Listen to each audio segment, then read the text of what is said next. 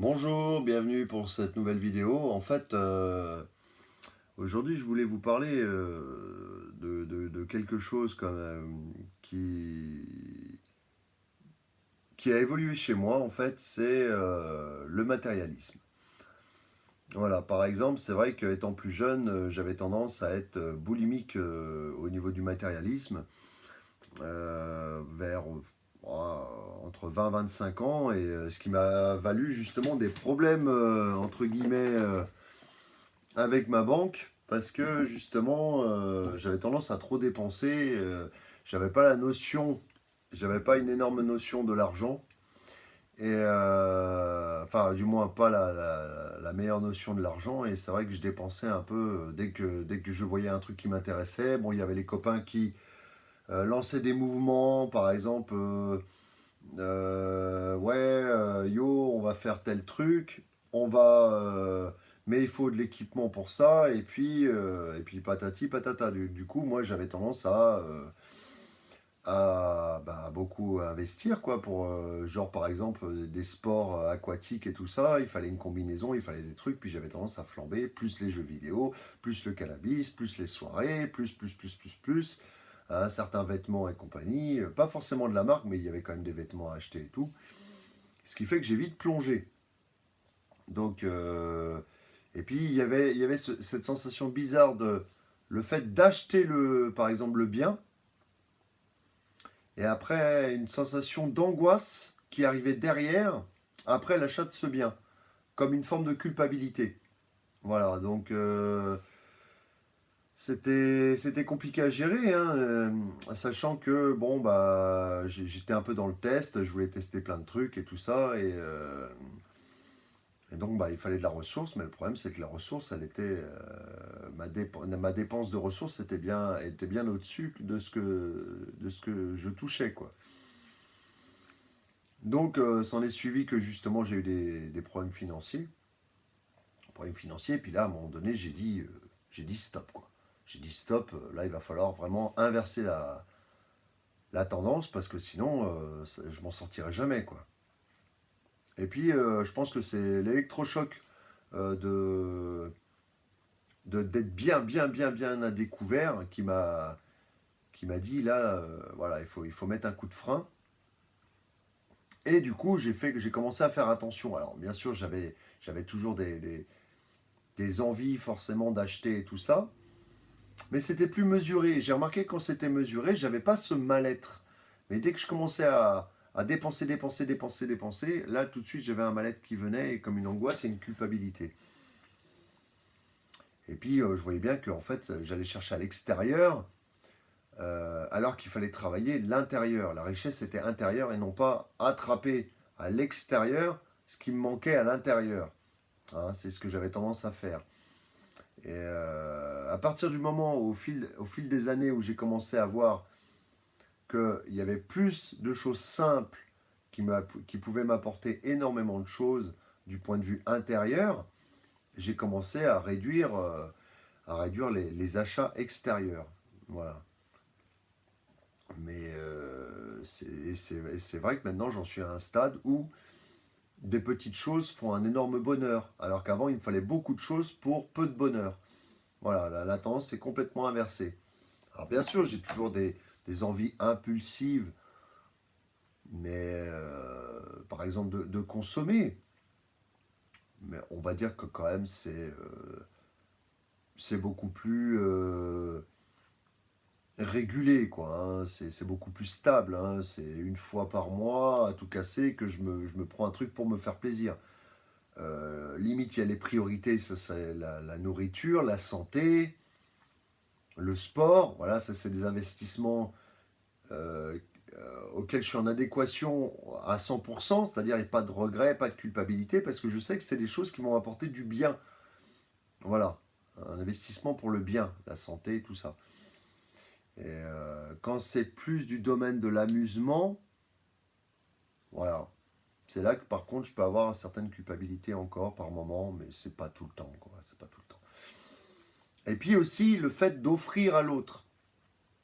D'offrir j'ai remarqué que justement la générosité, je reviens par exemple à la vidéo que j'ai faite sur la générosité, je vais plus me tourner vers l'autre maintenant. C'est-à-dire, autant je vais devenir modeste envers ma personne, pour ce qui est de se faire plaisir seul, égoïstement, comme j'étais auparavant entre 20 et 25 ans. Hein, c'est là que ça a été quand même vraiment percutant, 20-25 ans.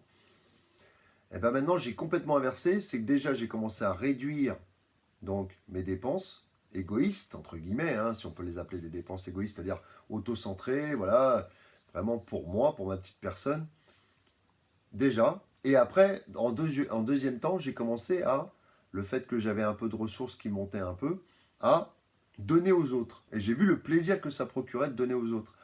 Des gens qui étaient dans le besoin, bon, voilà, il y avait cette sensation de... qu'il fallait être en adéquation avec ce que l'autre demandait aussi. Si par exemple, voilà, je sentais que, je me répète par rapport à la vidéo sur la générosité, mais j'avais tendance à culpabiliser dans le fait de ne pas donner assez, je donnais un peu plus, quoi, voilà, par exemple. Et alors, il y a autre chose qui m'a aidé aussi à réduire, comment dire, enfin, à orienter mes dépenses, c'est le travail spirituel. Même si j'ai pas été trop loin, ou je ne sais pas à quelle étape exactement je suis dans le travail spirituel, euh, j'ai investi dans des livres. Voilà. Avant, j'investissais beaucoup dans des choses qui me procuraient un plaisir immédiat. Et il n'y avait pas de travail nécessaire. C'est-à-dire pas d'outils.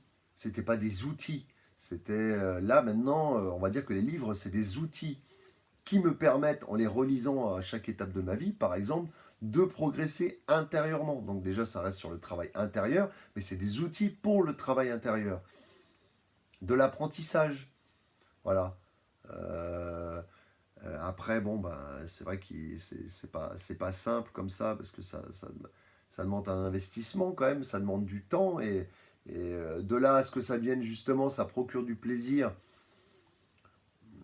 il faut quand même avoir une certaine détermination pour lire un livre, par exemple, alors qu'un jeu vidéo, hein, c'est un plaisir immédiat, le tabac, c'est un plaisir immédiat, ça ne demande pas beaucoup d'efforts, alors que lire un livre, pour moi, qui peut avoir certaines difficultés de concentration, hein, genre je vais commencer à lire des lignes de bouquins et tout ça, et puis paf, je vais avoir une idée qui va me déstabiliser.